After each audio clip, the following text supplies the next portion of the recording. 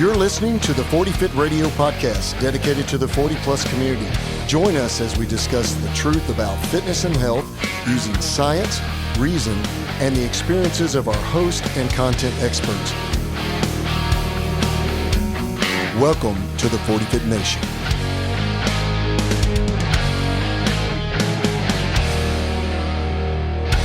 Hey guys, welcome back to 40 Fit Radio and welcome back to the 40 Fit Nation. We are live in the studios today in the hub of the Dallas-Fort Worth Metroplex, or also known as Fort Worth Dallas Metroplex, FWD. And this is Coach D, and we have Coach Trent. Hello. And we also have a special guest in our podcast studio this morning, and it is Clif Hadley. Good morning, Clif. Good morning. All right. And Clif is one of our gym members here at Fort Worth Strength. And also, we have a little story to tell about Clif this morning, and we're going to get right to it. So, you know, many times when we treat people in our facility, I said treat. Many times when well, I guess it's a little treat. Do you feel and treated, train. Clif? Trick or treat. Sometimes. Come here, little kitty. No, that's terrible. But no, many times when we train individuals in our gym, as they walk into the gym, that trainee brings along with them their own special biological makeup. So it could be that they're crazy healthy and they just want to get healthier and stronger. It could be they have some underlying health problems that we're trying to deal with. And strength training is a great place to /train that and treat it at the same time. So I've always said that gaining muscle mass and lean mass is a game changer, because by gaining lean mass, you change your entire metabolic endocrine makeup and also your overall health. So we're going to talk about that this morning with Clif. So Clif, tell us about who you are and your illustrious athletic career from the past. I want to hear about all the concerts you've been to. Oh, man. We had a conversation. Former pro athlete, right? No, sorry. That was another life. Oh, the other Clif, yeah. Disc jockey. So I'm 61 and a half, born in just north of New York City, lived there for quite a while, went to school in Boston, started working in New Jersey, worked there for quite a bit, about 25 years, and then my job relocated down here.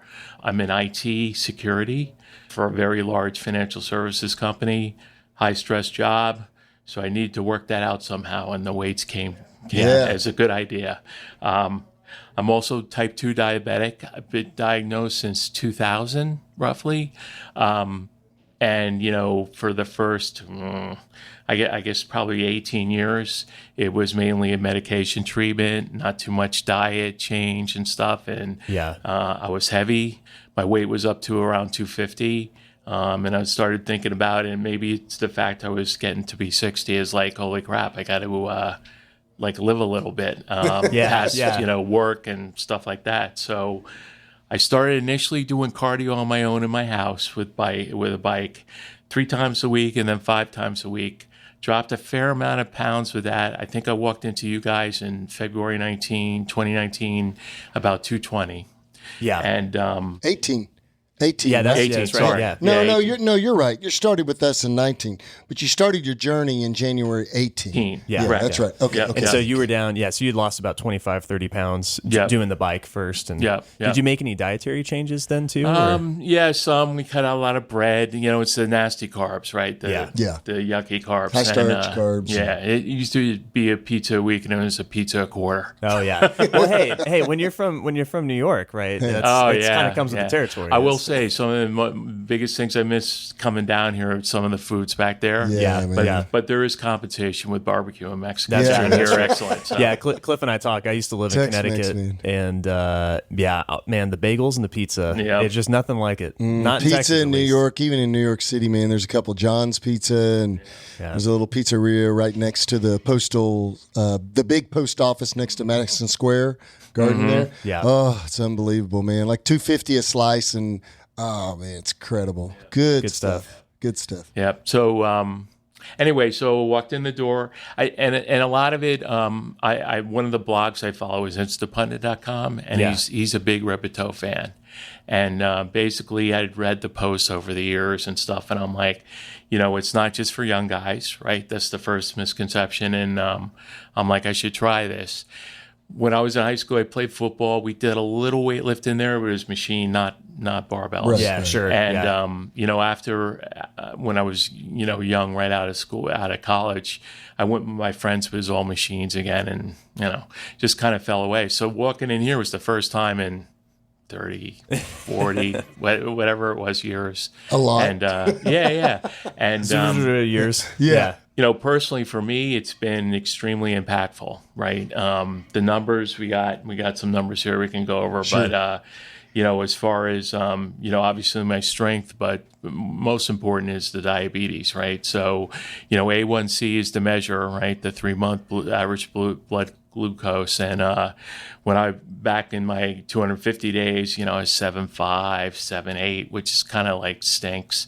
So basically, from working out here, showing up regularly, right, and that's a lot of it. Showing up regularly, I try not to miss early any. too. Right? You're in the early class. So Yeah, you get in here, 5:30, crush it. Yeah. And the consistency. I noticed a lot of changes happening over time, which were all great, right? Yeah, absolutely. Waist went down, the body fat especially around my midsection, started disappearing to a large extent. And more importantly, as I went for labs for the diabetes, because I go to an endocrinologist regularly, he just kept coming down. And every time he'd see me, he goes, "You look better and better," and all that stuff. So it's been a great thing for me. Great. Well, you did in classical IT guy form here, you did a spreadsheet for us. Yeah. And you went, basically, if we take your A1C in November of 2018, just before you started with us, it was about 7.3, which is significantly diabetic. Right. And do you have an insulin pump? I can't remember. No, because I'm type 2, it's all oral medications. Right. That's right. It's oral, but you use a internal insulin meter, right? Well, I have a CGM. That's right. Continuous glucose monitor. I wear it on my arm.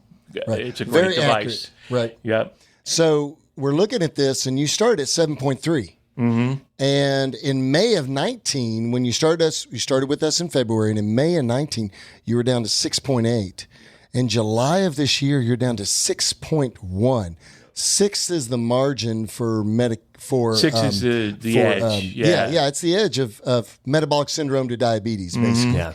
And you're at 6.1 today, and that is also with a big lapse in training there, right? A loss of training. And tell us about what happened along the way. Yeah, so basically we were doing good. I think we were up around 250 deadlift, 260 squat. Yeah, and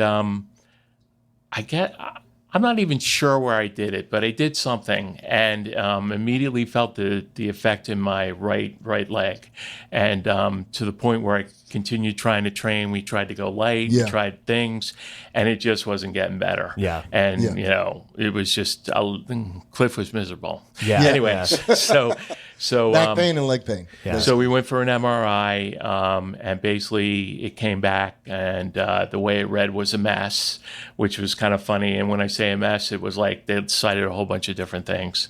But at the end of the day, the doctor I went to and stuff, he said, "Well, I see you have a synovial cyst, L3 to L4, I think it was." Yeah. And he goes, "Let's try to pop that, and let's go from there and see what happens." Yeah. So same day surgery, went in and did that.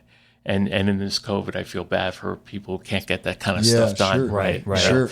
Anyway, so went and did that. Next day was worlds better. Within a couple of weeks, really better. Did some PT to make the doctor happy, but eventually got back here, like I say, in Thanksgiving time. Yeah. And it's been, we've been going light on the squats, and rightly so, but it's been no negative effects from that, really. Yeah, we've had a really smooth ramp up.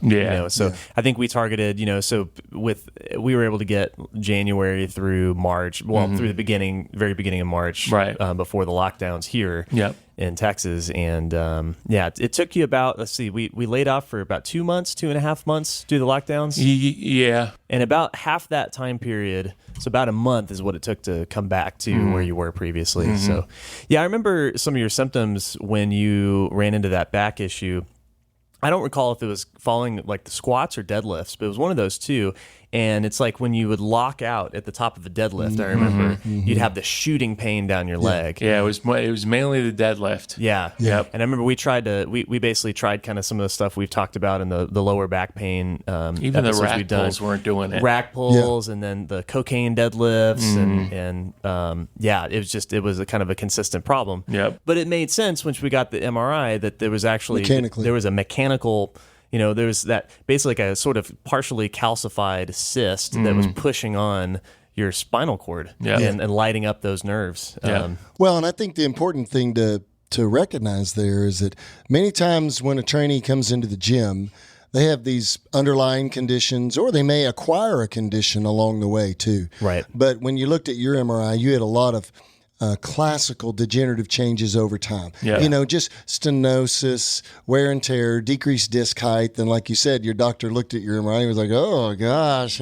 But once they treated that one problem and you got back to being active again, we are not, like we've said in many other podcasts, we are not our MRI. We are not our diagnostics. We're not our A1C either. But that's a part of the whole picture. It's a part of what I kind of call the recipe of health. And sometimes we look at those things and we validate our level of severity and we catastrophize our conditions because we're told you have this and it's really bad, or you have this and it's really bad. What I love about you, Clif, is that you trusted the process. You have trusted the process. Even when you were hurting, you were still trying to work through that. Yeah. And had your situation been a little different, you may have been able to work through that. But that just didn't work. Right. So then you have to be logical and reasoning based, and you have to say, all right, then I need to take this route instead of this route. Yeah. And that's the key. It's not a no pain, no gain mentality. It is a logical, reasoned out, well thought out process. And that's what you did with your coach, Trent. Yeah. I love this decrease in your A1C. And I will tell you that the decrease in your A1C is probably can be directly attributed to your increase in lean mass. And when we look at your lean mass from February of 2019 to July of 2020, even with the layoff period, we go from 171 to 183. So you gain 12 pounds of muscle mass as a 61-year-old guy. Yeah. That's not consistent with the rest of your cohorts. No. Your buddies who are 60 are not gaining 12 pounds of muscle mass in a little over a year. Right. So that muscle mass gain is a game changer for your metabolic health, for your endocrine hormonal production. Okay. Yep. Yeah. And that's always been my hypothesis that by gaining that lean mass, you can help control your diabetes better.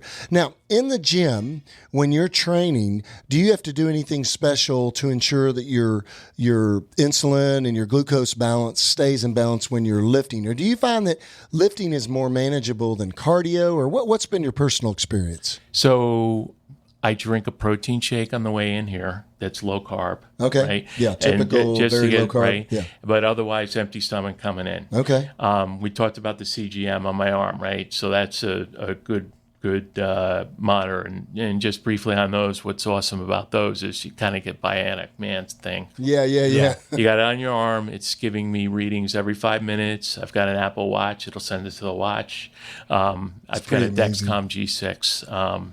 I've tried a freestyle. Dexcom G6. That sounds awesome. G6. It's like That's the right. next Terminator Yeah. model. That's right. But We've installed a Dexcom G6 into Clif Hadley. That's right. Activate. Yeah, exactly. But it lasts 10 days. It's pretty waterproof. Sometimes I have adhesion problems, but not too often. But the reality is that you can glance anytime and see where you are.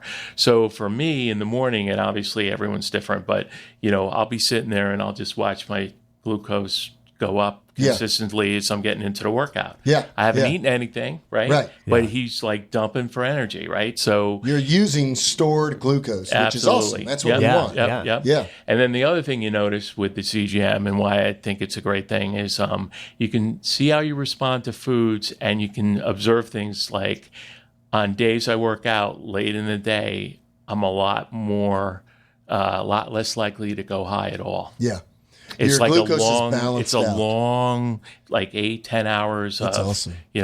whereas cardio, you're climbing the mountain and you're dropping right back down. Right. Yeah. Well, with this stuff, it seems to be very consistent. That's cool. And that's a great thing. Yeah. And it's great to get the feedback. And my endocrinologist is saying he loves to prescribe these because it makes people psychologically more compliant. Yes. Because they'll look Right. at their watch and go, oh, I probably shouldn't eat this or that right now because I'm kind of high.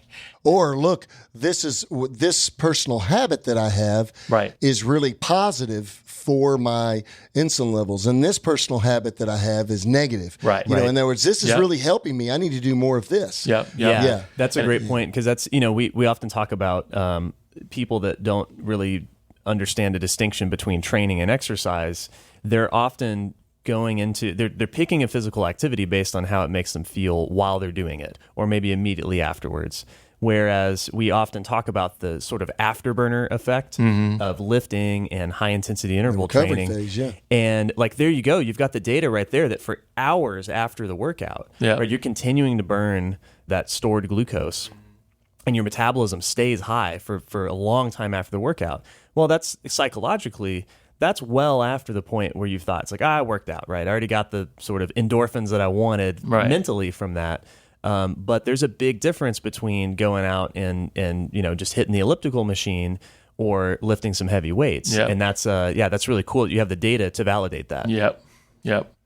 One of the things I like about you monitoring that and seeing that better flatline curve on your insulin production throughout the day is that you're better managing the insulin and the glucose levels in your body, which is better for the diabetic. The more brittle you become, the more unmanaged you become with highs and lows, the more likely you're to have more highs and lows. So by managing that glucose level, you're also providing a better, and let's just call it environmental health for all of your tissues, your kidneys, your skin, your liver, your muscle tissue, your bone, everything. And so your arterial vessels, your cardiovascular system, which is a big thing with diabetes. So and you can also, with the CGM, you can watch how you respond to a specific food too if you isolate it. So like I found, for instance, like dried apricots don't send me off the scale. I don't know why. Because they're high in fiber. It's like an apple. An apple might be similar. Yeah. Well, I haven't tried apple lately, but you know what I mean. You can watch your response real time. It's cool. No, that's pretty everyone cool. should have one who has diabetes. Right. Yeah. What about non-diabetics? Yeah. Well, if you're interested in that stuff, be a good compliance for diet. Hey, we're gonna stick this little monitor on you, and we're gonna monitor. Well, it's cool. So I think you met the other day. You met Randy, who also trains here at the gym, and he's same thing, type 2 diabetic. He uses a similar type of device, and he's at the beginning of his strength journey. Well, I say that he's kind of at the end of his novice phase, but he's starting to see some of the same results in the data, which is cool. Yeah, that's cool. Yep.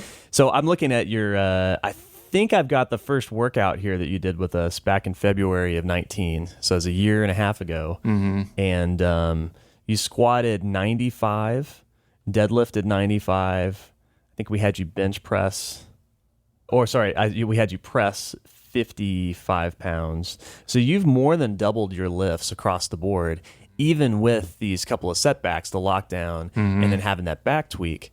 And I'm curious, how do you feel day to day, just doing outdoor activities, working around the house, and just while you're at your desk? How is your day to day feel?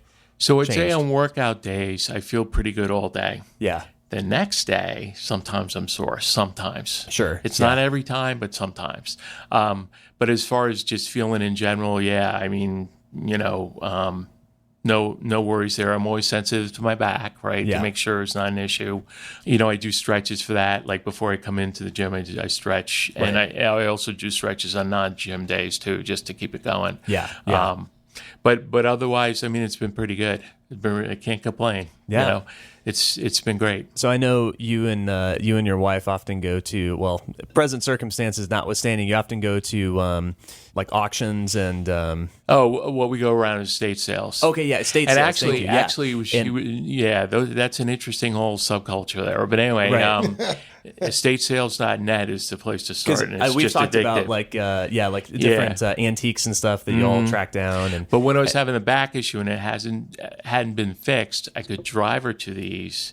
But I tried to, she'd go inside, but I just didn't have, the worst of it, I couldn't walk more than 20 yards. Yeah. Before I had to sit. That pain I could down your sit leg. comfortably, which is why I could drive her. Yeah. But I made myself get out of the car and just kind of pace back and forth from the car. But even that was a struggle. Yeah. And it was just, and, but once it got fixed, and life was totally polar opposite.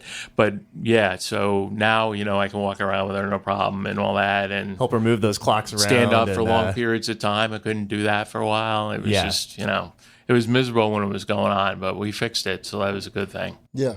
Yeah, that's good. Yeah, no, one of the things we've done to, I think you're a good example of getting the strength that you need for life, but staying on the good side of the health and fitness curve that we often talk about, the health and fitness continuum. Like it's different for everyone, and there's a lot of factors that go into it, but there is a point where your fitness, however you want to measure that, can actually cause you to go down on the health end of the spectrum or away from the health end of the spectrum.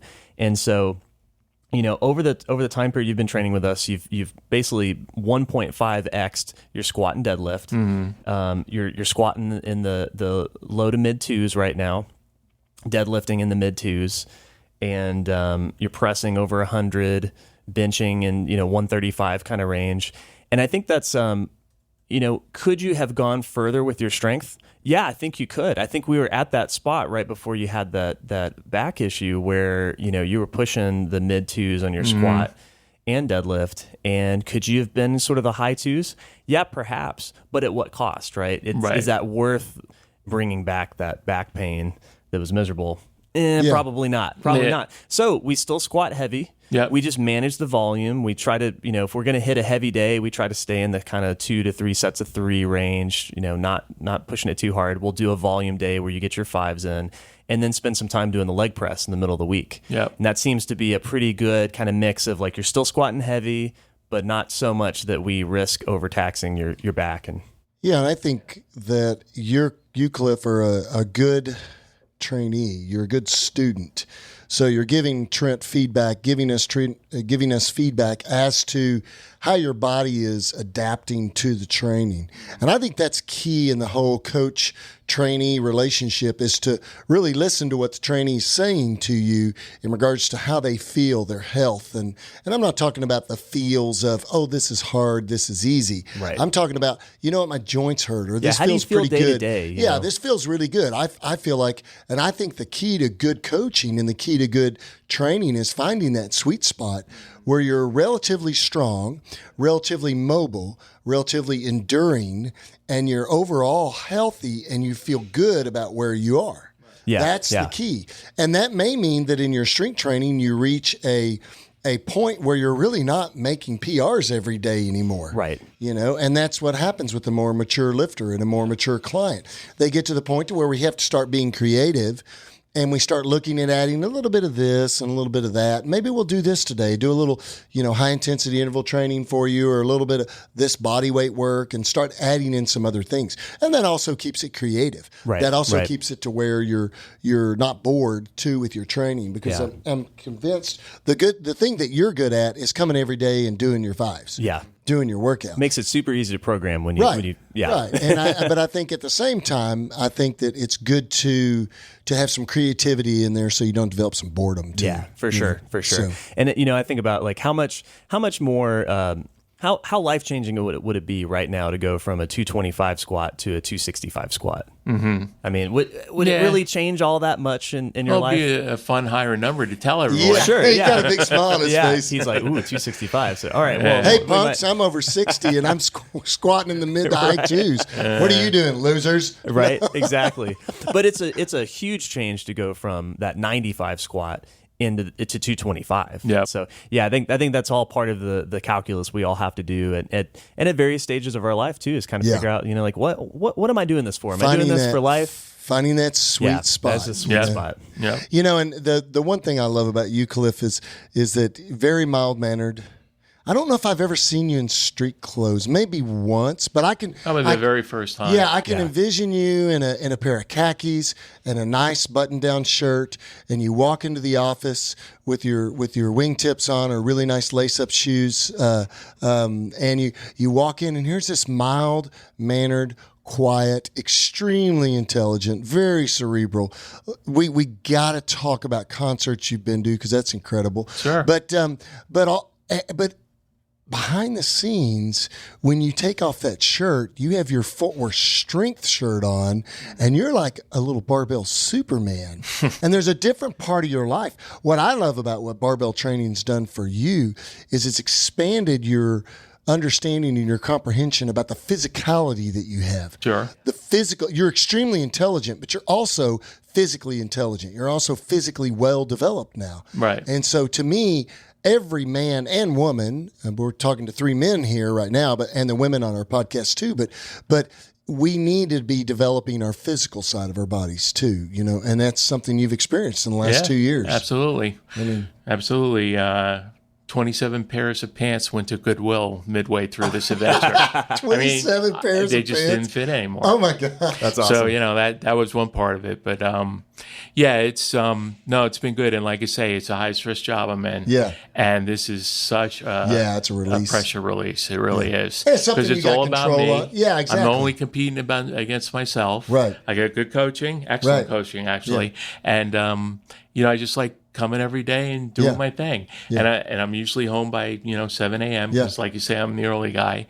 But it works out because I work usually 7 to 6 or 7 at night. Are you working from home right now with COVID? and everything? Yeah. They wanted us to come back September 1st, and they just changed that to Jan 1st. Oh, okay. Yeah. So we've been out since March 15th. You could work from anywhere in the world then if you want to take a vacation. We've had discussions like that. Yeah, go to the Virgin Islands and or just move and no one knows you moved. You know what I mean? But get away from the craziness maybe or.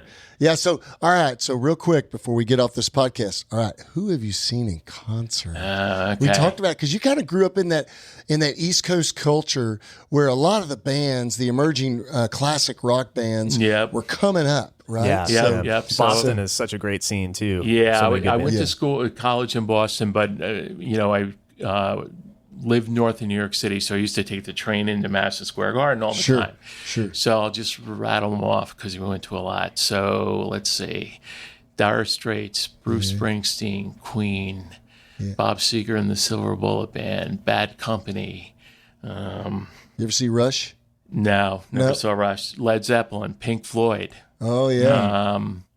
Did you get to see Boston while you're up there? Yeah, we saw Boston. I saw the Cars. Yeah. Boston's a great music town. It really is. I mean, when I was there, this was like when disco was slowly fading out and new wave was coming in. There were a lot of great clubs up there and stuff like that.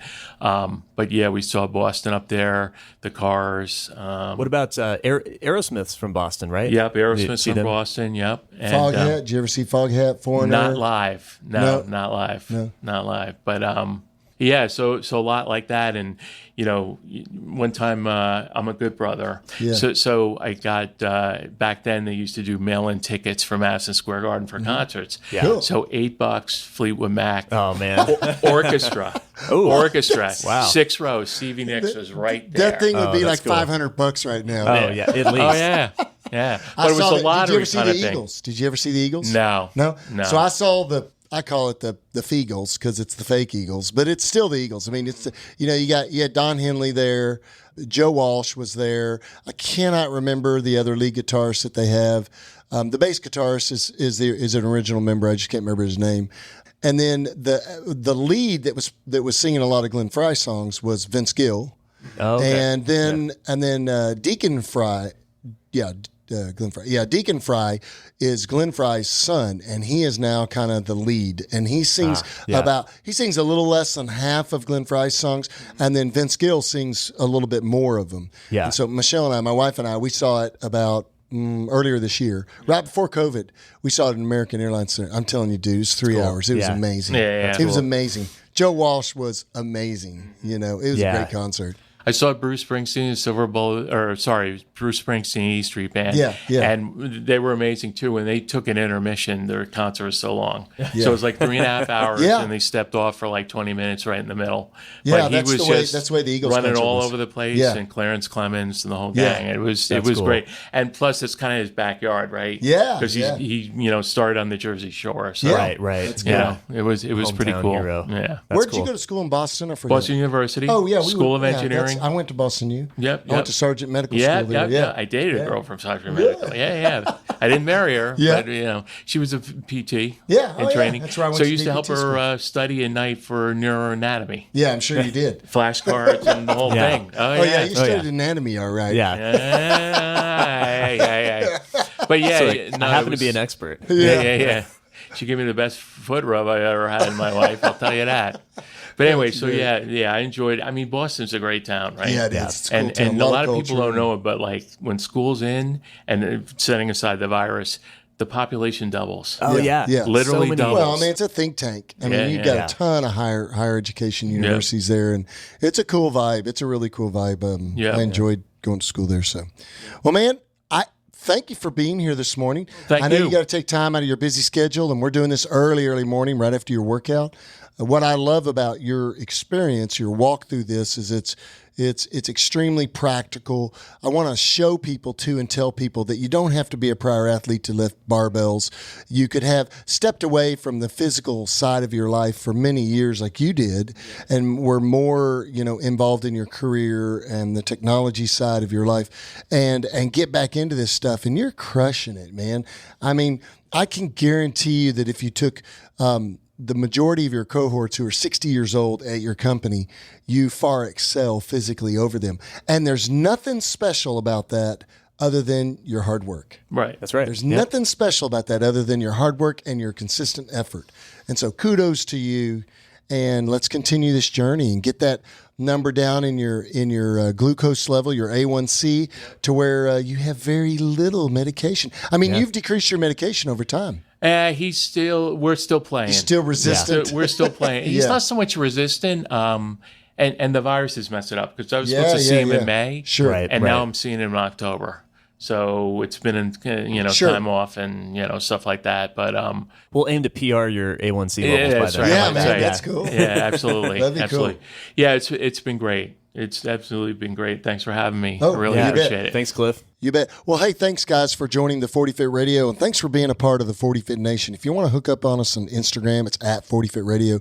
Trent is at Marmalade Cream, and I'm at Dr. Deaton. Yep. You can also email us, info@40fit.com. You can hook up on us there, but you can't hook up with us. That's right.